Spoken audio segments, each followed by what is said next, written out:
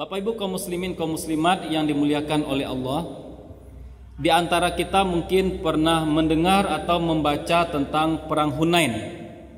Perang Hunain ini salah satu perang yang dipimpin langsung oleh Nabi sallallahu alaihi wasallam, dan ini terjadi pada tahun ke-8 Hijriah, tepatnya di bulan Syawal. Ada yang menarik dari perang Hunain. Perang Hunain ini berbeda dengan perang-perang lain yang dilalui oleh Nabi dengan para sahabat. Di perang Hunain, Nabi SAW dan para sahabat itu memiliki kekuatan yang jauh lebih besar dari kekuatan musuh. Jumlah pasukan muslimin di perang Hunain terhitung sangat banyak dibandingkan perang-perang yang lain. Ada 12.000 pasukan yang ada bersama Nabi. Kemudian dari segi persenjataan pun kaum muslimin memiliki persenjataan yang sangat lengkap. Kemudian jarak tempuh antara Mekah ke tempat terjadinya perang Hunain tidak seperti perang-perang lain yang membutuhkan perjalanan yang sangat jauh.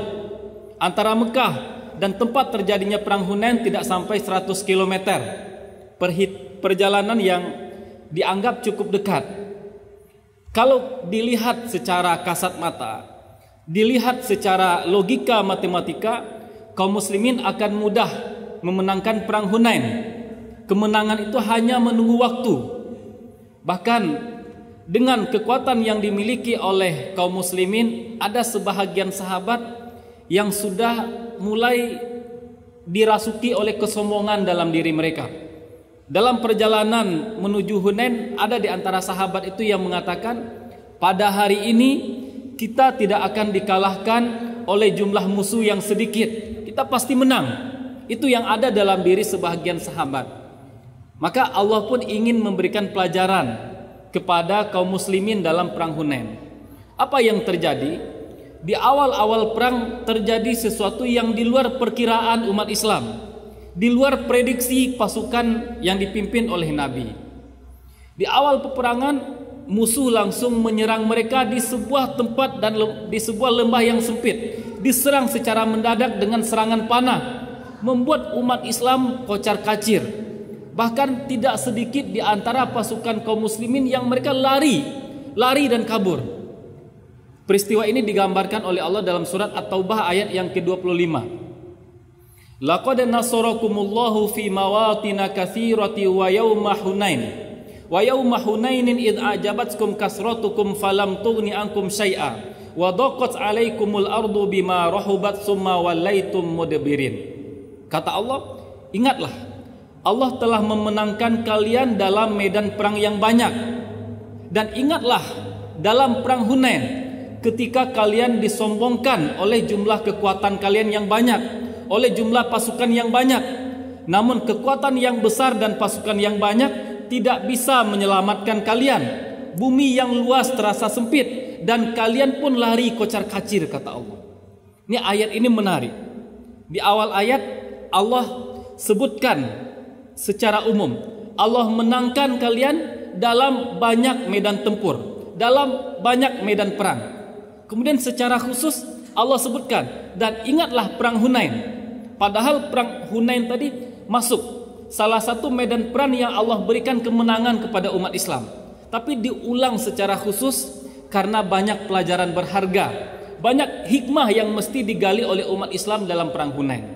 Maka ketika sebahagian pasukan atau sebahagian besar pasukan itu kocar-kacir dan lari, hebatnya Nabi SAW tetap teguh. Beliau dengan kendaraan yang ditungganginya, bigol, peranakan antara onta dan keledai, peranakan antara onta dan keledai. Beliau tetap maju ke hadapan musuh seraya mengatakan, ana nabiyul kadzib, ana ibnu Abdul Muttalib, kata Nabi. Saya adalah seorang nabi yang gak pernah berbohong, dan saya adalah anak keturunan dari Abdul Muttalib yang pemberani. Maka Nabi terus maju. Dan dipanggil juga Abbas bin Abdul Muttalib, sang paman. Diperintahkan sang paman oleh Nabi, panggil kembali pasukan muslimin agar mereka kembali ke medan perang. Maka Abbas menyadari bahwa yang menjadi masalah utama pasukan Islam ketika itu adalah keimanan mereka. Ada kesombongan di dalam hati mereka karena jumlah mereka yang banyak. Maka Sangat pintar cara Abbas memanggil pasukan yang sudah lari. Apa kata Abbas?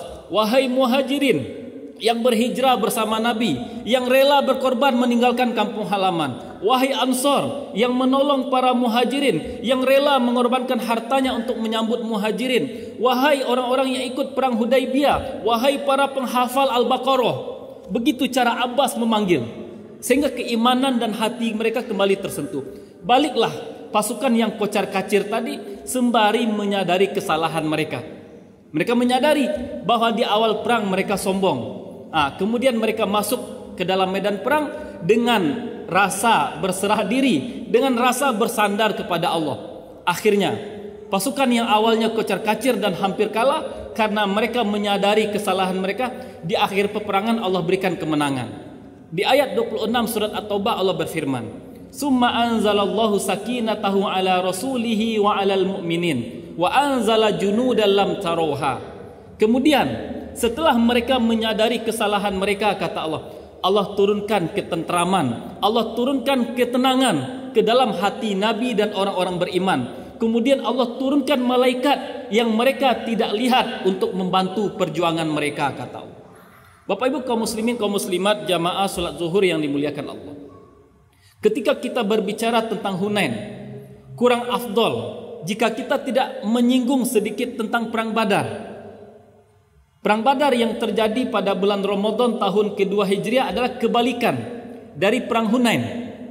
Perang Hunain kaum muslimin jumlah pasukannya banyak, senjatanya lengkap. Kebalikannya di perang Badar. Dalam perang Badar itu perang pertama yang dipimpin oleh Nabi. Senjata yang dimiliki oleh umat Islam sangat terbatas, apa adanya. Jumlah pasukan umat Islam jumlahnya jauh lebih sedikit, 300-an. Sementara jumlah musuh jumlahnya adalah 1000 pasukan, hanya sepertiga dari jumlah musuh. Tapi luar biasanya perang Badar. Dengan jumlah pasukan yang hanya sepertiga dari musuh, umat Islam dengan mudah bisa mengalahkan musuh, dengan mudah bisa meraih kemenangan yang fantastis. Bapak Ibu kaum muslimin kaum muslimat jamaah salat zuhur yang dimuliakan Allah. Yang menjadi perbedaan antara perang Hunain dan perang Badar adalah di saat perang Hunain, kaum muslimin mereka bersandar kepada kekuatan mereka. Mereka meyakini dengan jumlah pasukan yang banyak, dengan senjata yang banyak, itu yang membuat mereka menang. Namun Allah ingin memberikan pelajaran. Siapa yang beralih sandarannya, beralih dari bersandar kepada Allah kemudian bersandar kepada pasukan, bersandar kepada senjata, Allah akan berlepas diri dari mereka. Dan Allah juga ingin memberikan pelajaran kepada umat Islam, sebab kemenangan bukan pedang-pedang mereka yang tajam, tapi Allah yang memberikan kemenangan. Dan ini yang dirasakan oleh umat Islam dalam perang Badar. Mereka tidak bersandar kepada jumlah pasukan mereka, tidak bersandar kepada senjata yang mereka miliki. Ini sempat dikatakan oleh Hamzah ketika melihat begitu banyak jumlah pasukan musuh dalam perang Badar. Apa kata Hamzah? Jumlah pasukan musuh yang banyak tidak membuat hati saya gentar, tidak membuat saya takut. Boleh saja mereka jumlahnya banyak, pasukan mereka banyak, senjata mereka canggih, namun dengan iman yang kita miliki kita akan lebih kuat. Maka dalam perang Badar, mulai dari awal perang, ketika perang dan sampai akhir perang, umat Islam semuanya bersandar kepada Allah. Maka jumlah yang sedikit Allah menangkan. Bapak Ibu kaum muslimin kaum muslimat jamaah salat zuhur yang dimuliakan Allah. Sesuatu yang bisa terjadi kepada suatu bangsa atau suatu umat juga bisa terjadi kepada pribadi dan individu. Tidaklah seseorang bersandar kepada sebab, melainkan Allah akan berlepas diri darinya. Tidaklah seseorang bersandar kepada Allah, melainkan dalam waktu dekat Allah akan perlihatkan buah manis dari tawakalnya kepada Allah. Maka biasanya Allah akan memberikan pelajaran kepada sebuah bangsa atau kepada seorang hamba jika dia berada dalam salah satu dari dua keadaan. Keadaan yang pertama, Allah akan berikan pelajaran kepada seseorang ketika dia bersandar secara penuh kepada sebab dan lupa bersandar kepada Allah. Lupa dia kalau segala sesuatu berasal dari Allah. Yang kedua, Allah akan berikan pelajaran kepada seorang hamba atau kepada sebuah bangsa ketika mereka meninggalkan segala sebab. Dalam dua hal ini Allah berikan pelajaran. Bersandar secara penuh kepada sebab ini menunjukkan ada yang bermasalah dalam tauhid dan akidahnya. Ketika seseorang meninggalkan segala sebab, ini menunjukkan ketidaksempurnaan akalnya. Maka yang terbaik adalah terus mengambil sebab dan terus bersandar kepada Allah. Maka dalam hidup ini kita silahkan saja belajar secara sungguh-sungguh. Namun kita ingat, suksesnya kita bukan dari belajarnya tadi, tapi kesuksesan kita berasal dari Allah.